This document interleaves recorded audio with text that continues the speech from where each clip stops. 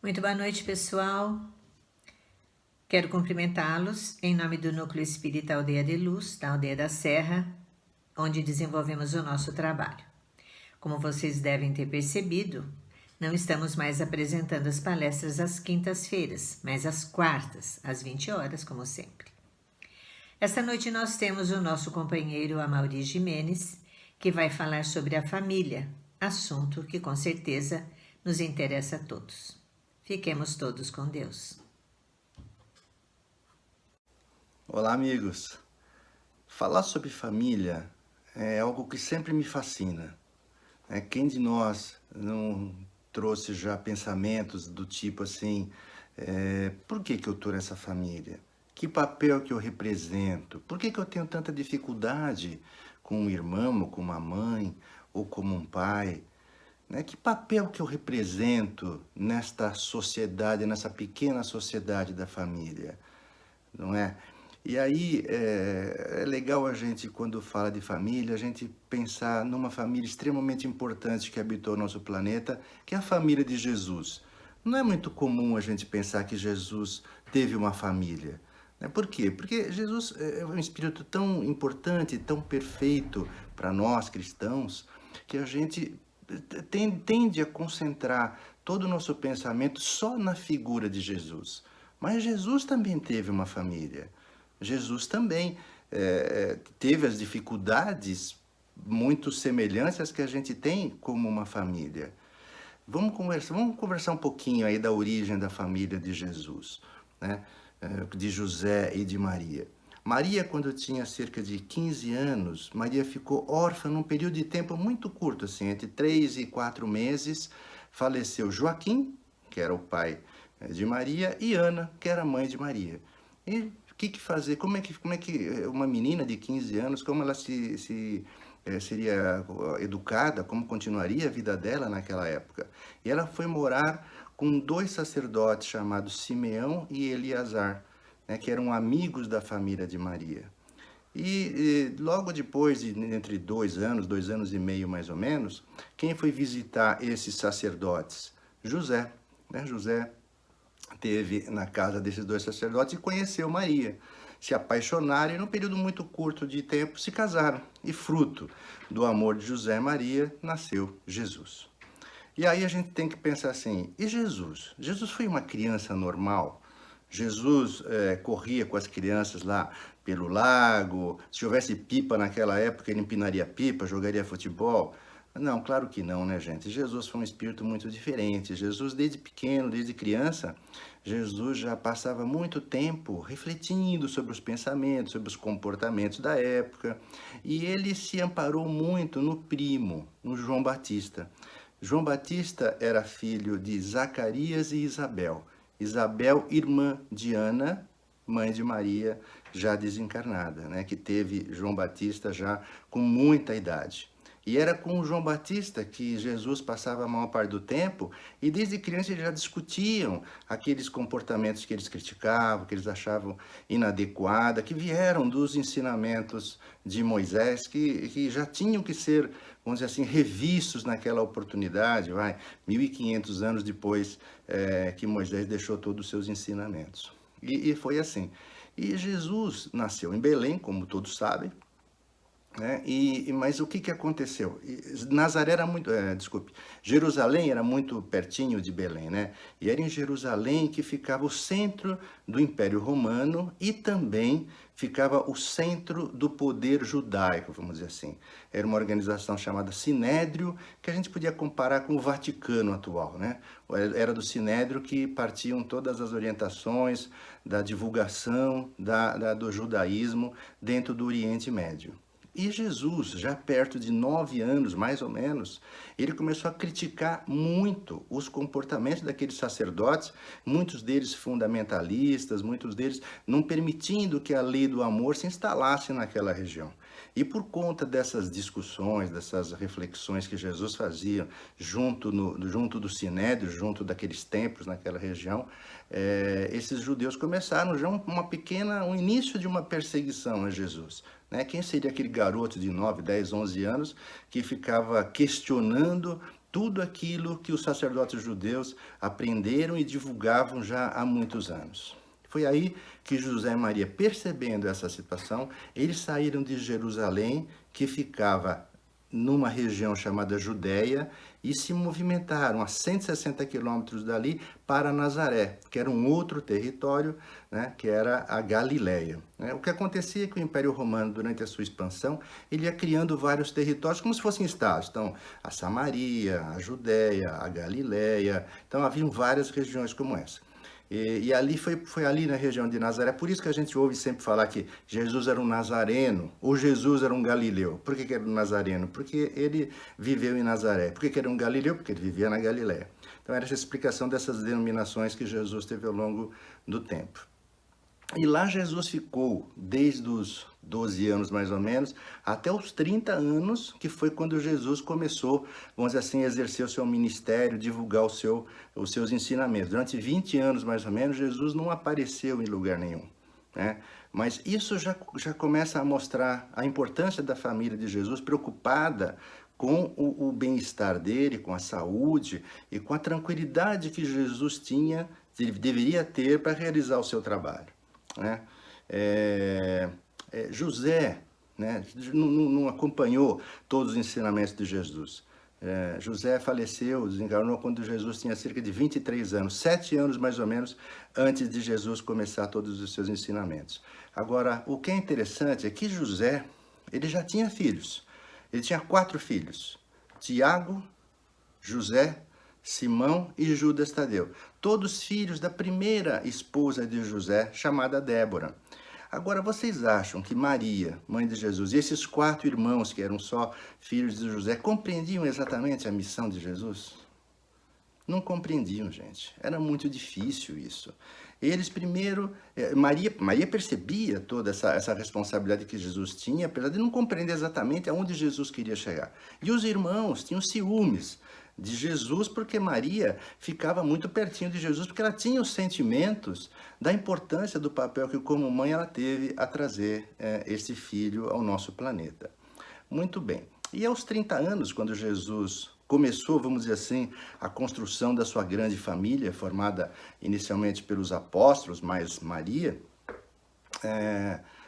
eles faziam como, né? Como é que eles estudavam, como é que eles escutavam os ensinamentos de Jesus? Inicialmente foi na casa de Pedro, que foi o primeiro apóstolo a ser convidado por Jesus. E numa desses ensinamentos, quando Jesus está reunido com seus apóstolos na casa de Pedro, um dos apóstolos diz assim: Jesus, Maria e seus irmãos estão lá fora e te esperam. Lá fora significava fora da casa de Pedro, mas uma multidão de gente, muitas pessoas que já estavam começando a escutar sobre os milagres, sobre todos esses ensinamentos que Jesus trazia. E Maria e os irmãos estavam ali aguardando uma oportunidade de conversar com Jesus. Nesse instante, quando Jesus recebe a informação de que os irmãos e a Maria estão fora lá, Jesus vira para esses apóstolos e diz assim: mas quem é minha mãe e meus irmãos? E olhando para todos aqueles, né, que estavam ao redor dele, Jesus diz assim: eis aqui minha mãe e meus irmãos, pois quem quer que faça a vontade de Deus é meu irmão, minha irmã e minha mãe. Essa frase foi compreendida muitas vezes como se Jesus estivesse renegando a família, né? Como é que todos ali são mães, aqueles de fora não eram? Não, o que Jesus fez nesse instante foi justamente trazer o conceito verdadeiro da família, né? Ele começou a separar o que seria a família corporal da família espiritual. Ele estava colocando dentro da família dele todos aqueles que estavam representando a vontade de Deus, né? Agora vamos discutir um pouquinho. O que seria família? Qual é o conceito de família? Originalmente ou tradicionalmente, a família é um conjunto de pessoas formadas por pais, pai, mãe e filhos. Hoje, né, modernamente, a gente pode dizer que a família é É essa que eu acabei de dizer, mas também são 2 pais com os filhos, são 2 mães com os filhos, é a avó mais os filhos, mais a mãe ou mais o pai. Ou seja, nós temos várias combinações de família. O que é importante não é exatamente assim as regras de formação dos componentes, mas a vivência familiar é que define a família. Isso é que é verdadeiramente importante.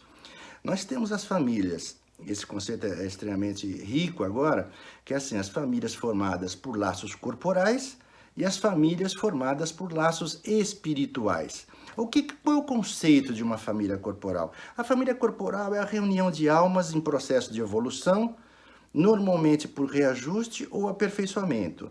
Elas podem ou não conhecer-se previamente, não tem necessariamente nenhuma afinidade. Você já viu aquelas famílias estranhas que parece que um não tem nada a ver com o outro? Um irmão se comporta de um jeito, outro irmão se comporta do outro, o pai de outro. Parece que é uma coisa meio esquisita aquelas famílias, né?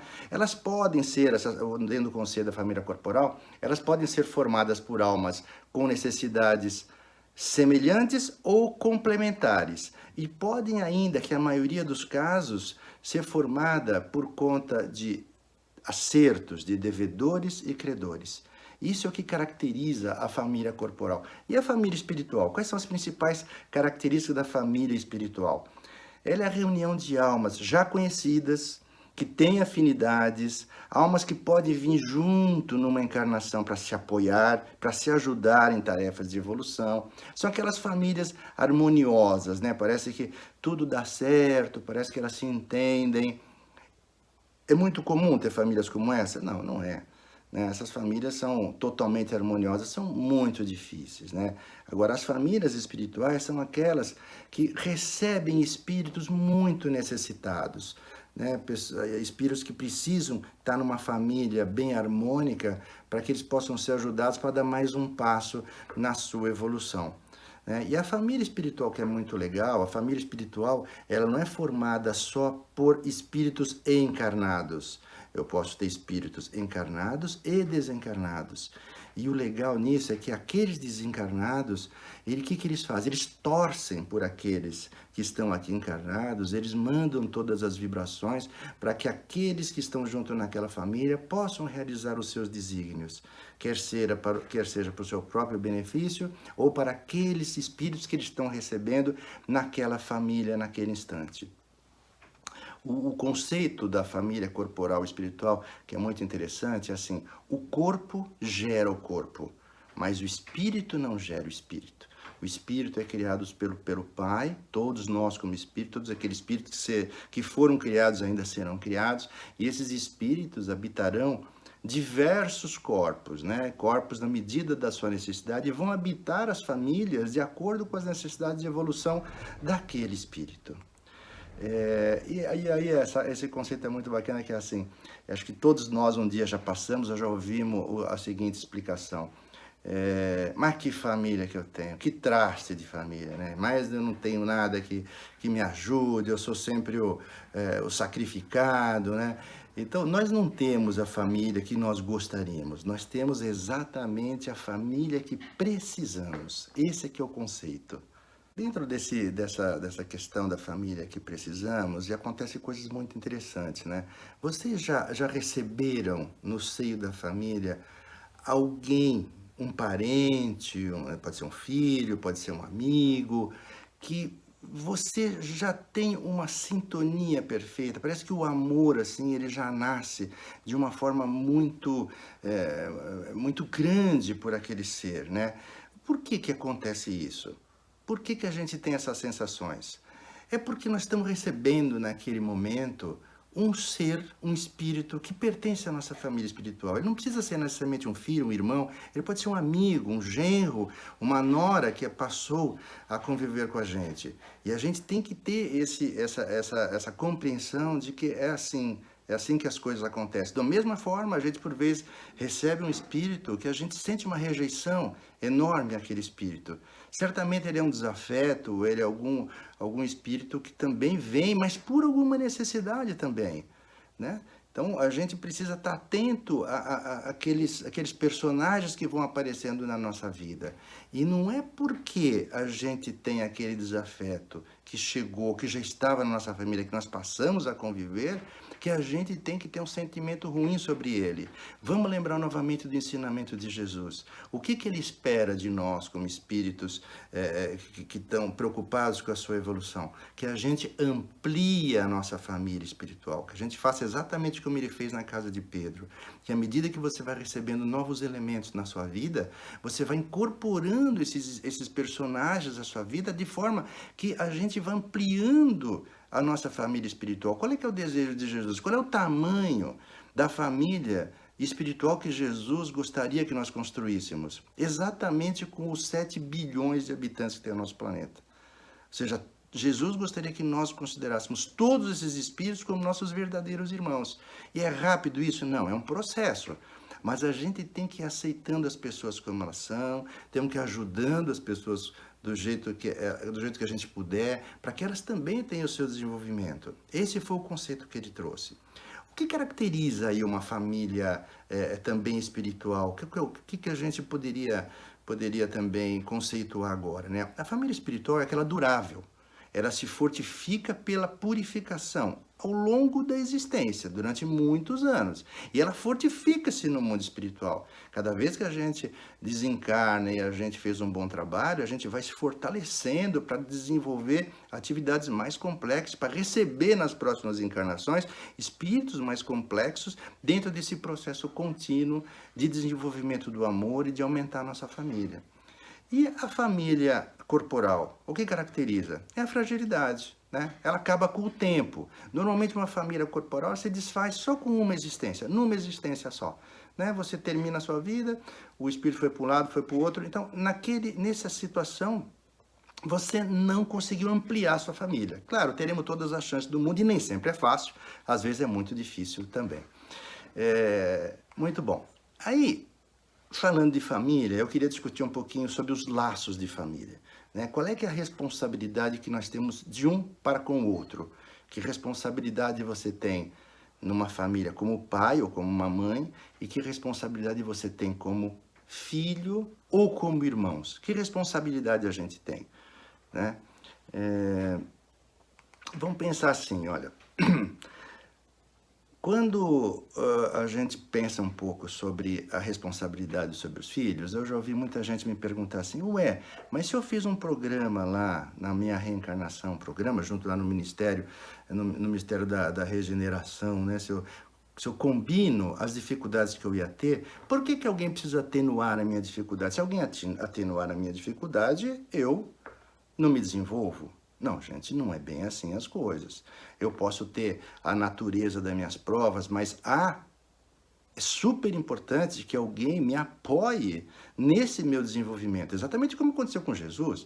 Jesus não fez tudo sozinho. Jesus precisou do apoio de Maria, precisou do apoio de José, precisou do apoio de João Batista, precisou do apoio dos apóstolos. Ele não conseguia fazer nada sozinho. Ele tinha uma missão, mas ele precisava de ajuda. Nós também. Nós, como pais, temos que apoiar os nossos filhos em todos os instantes do nosso filho. Essa é a novidade que eu queria colocar aqui. Então, nós temos responsabilidade, sim, como pai. Gente, mas ela é gigantesca. Eu diria assim, ó, ouçam essa frase. Quando desencarnarmos, Jesus nos perguntará: que fizeste do meu filho que confiei sob a tua guarda? Olha, que fizeste do meu filho que confiei sob a tua guarda. Olha que frase fantástica. Todos nós somos filhos dele, do Pai. E nós, como espíritos encarnados, viemos neste papel para apoiar o filho dele no seu desenvolvimento. Então, a nossa responsabilidade é gigantesca, gigantesca, gente. A gente às vezes não faz ideia, porque assim, Deus nos empresta os seus filhos para que nós os devolvamos educados e melhorados. Aí eu diria assim, mas em que fase da vida que nós, como pais, temos maior responsabilidade sobre os filhos?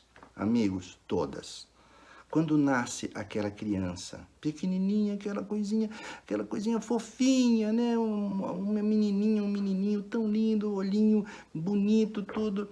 E aí a gente tem que olhar para aquela criança e pensar assim, o que é que esta criança está vindo fazer na minha família? Que dificuldades ela tem? Será que ela tem perturbações? Em que momento será que se manifestam as primeiras perturbações dessa criança? E aí nós temos que ir ao longo da existência deste espírito encarnado, nós temos que ir desempenhando diferentes papéis. Né? Quando a criança faz mais ou menos 7 anos, quando o processo de reencarnação está completo, a gente tem que mais ou menos trabalhar como um jardineiro, né? Ou seja, nós temos que ir cuidando daquela florzinha, para que aquela florzinha cresça forte, para que ela cresça cheia de vitalidade. Nós também precisamos fazer a mesma coisa, desde os primeiros anos de vida. Né? Nós temos que operar como um jardineiro, é isso que o pai espera de nós. E quando ela cresce um pouquinho mais, ela tem 15 anos, 14, esse talvez seja o momento em que os pais têm maior importância. É nesse momento que as tendências e as reminiscências das vidas anteriores se manifestam. Então a gente sempre atribui aqueles comportamentos meio difíceis da criança à puberdade, também tem um pouquinho de hormônio, mas é a menor parte. A maior parte é que é neste momento em que viciações, em que a intolerância, em que todos aqueles defeitos que ainda aquele espírito traz das vidas anteriores, eles se manifestam. Nesse instante, os pais têm uma responsabilidade fundamental. A gente não pode se omitir nesse instante, não pode achar que a escola vai resolver, não pode achar que o terapeuta vai resolver. São os pais que precisam estar firmes ali, no comando daquela situação. Porque é ali que a gente pode, a criança pode voltar a ter todas aquelas deficiências anteriores, ou é a partir dali que a gente pode interromper um ciclo que há muitos anos, às vezes centenas de anos, estão se manifestando. É muito importante.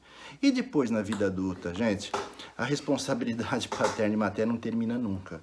Né? Eu acho até que às vezes os adultos, os filhos adultos dão mais trabalho que os filhos crianças, e o pai precisa estar ali junto, ajudando e se preocupando com aquelas crianças. A mesma coisa funciona com os irmãos. Né? É o pai que precisa observar como é que está o comportamento de um irmão com o outro e identificar se não é ali que está o grande aprendizado de alguma daquelas crianças. O entendimento entre talvez espíritos inimigos de vidas anteriores, e cabe aos pais fazer toda essa orientação. Eu diria assim, o papel de uma... dos pais, ele é diferente da escola. O grande papel da escola é levar o conhecimento intelectual para a criança, né? Ajudar na formação, para que ele tenha também o progresso material e que o conhecimento possa evoluir também no progresso moral. Né? Agora, o ensinamento moral é responsabilidade dos pais. Toda a religiosidade, todos os padrões de ética e de conduta, é dentro de casa que a gente tem que tomar cuidado. Né? Então agora, saindo um pouquinho da responsabilidade dos pais para os filhos, e a responsabilidade dos filhos para os pais, gente? Ele é menos importante? Não, amigos, ele não é. Né? Se vocês passarem algum dia ali na Marginal Tietê, olhar aquela penitenciária que a gente tem ali, e nos finais de semana eu vejo mães e pais chegando com uma cestinha de comida para aquela... possivelmente para levar para aqueles filhos ou filhas que estão na penitenciária, a gente sente o amor daquelas mães, né? O cuidado que elas têm com aqueles filhos. Não termina nunca o amor paterno. E aí a gente fica pensando, mas e até quando isso? E quando eles não puderem mais fazer isso? É aí que está a questão que eu queria falar para vocês, gente. Nós temos que ter a clareza sobre o papel que como filhos nós temos. Os nossos pais não cuidarão sempre de nós. Né? Eles não serão sempre uma usina de energia a cuidar de nós e dos netos que serão nossos filhos. Chegará uma hora que o corpo físico também não tem mais essa capacidade de cuidar de tudo isso, mesmo a capacidade intelectual, ou seja, o nosso corpo físico tem limites. É nesse instante que nós temos que ter a retribuição ao que eles fizeram por nós. Temos que ampará-los e cuidá-los até o último dia, com o mesmo amor que eles cuidaram da gente com tantos anos. Não vamos nos omitir dessa responsabilidade. Claro que a gente entende que as distâncias às vezes dificultam um pouco, mas hoje nós temos muita tecnologia para poder amparar e para demonstrar o nosso amor também, mesmo com a distância. Ah, vocês sabem que a irmã Dufour, que foi uma contemporânea do Kardec, ela deixou uma frase que eu acho fabulosa, que ela diz assim: a tormenta na vida espiritual, depois da morte, não tem raízes apenas nas ações que são registradas em nossa consciência, mas igualmente na sensação infeliz de vazio em razão de não fazer o que tínhamos condições para fazer. Esta frase vale para todas as situações. Ou seja, se você teve um corpo físico com condições, se você teve uma inteligência capaz de levar adiante o cuidar dos filhos, a ampliar a sua família espiritual, a ter respeito com os idosos, a seus pais, não nos omitamos, porque depois, na vida espiritual, virá o arrependimento que trará muito sofrimento por conta de nós termos tido a condição de fazer tudo o que podíamos e a gente, por alguma razão, seja ela qual for, nós não fomos capazes de ter coragem de seguir aquele caminho que a gente sabia que era importante. Tá bom? Eu espero poder ter compartilhado com vocês um pouquinho desse estudo que eu fiz sobre a família, que eu gosto demais. Obrigado a todas.